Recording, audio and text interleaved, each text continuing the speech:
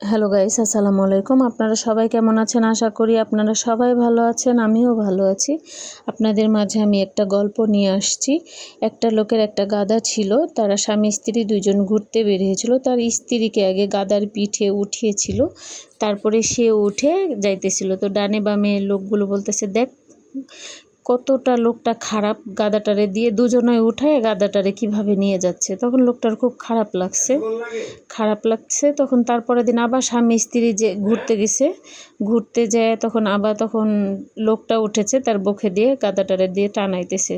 তখন কতগুলো লোক দেখে বলতেছে যে দেখ লোকটা কত বড় খারাপ, বউকে না উঠায় নিজে উঠেছে, দিয়ে বউকে দিয়ে টানতেছে।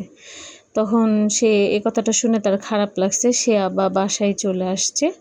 আসার পরে সে আবার তারপরের দিন ঘুরতে বের হয়েছে।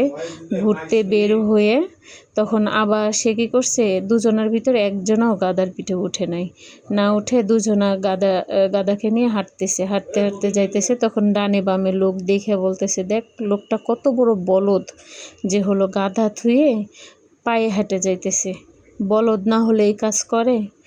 তো লোকটা বলতেছে যে মানুষের মন কোনোভাবেই রক্ষা করা যায় না। গাধার পিঠে উঠলেও দোষ, না উঠলেও দোষ, বেশি মানুষ উঠলেও দোষ, কম মানুষ উঠলেও দোষ।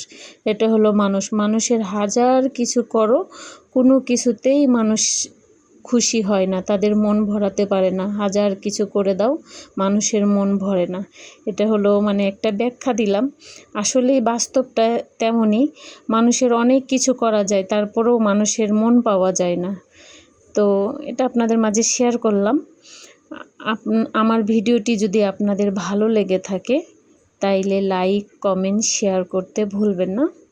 আল্লাহ হাফেজ।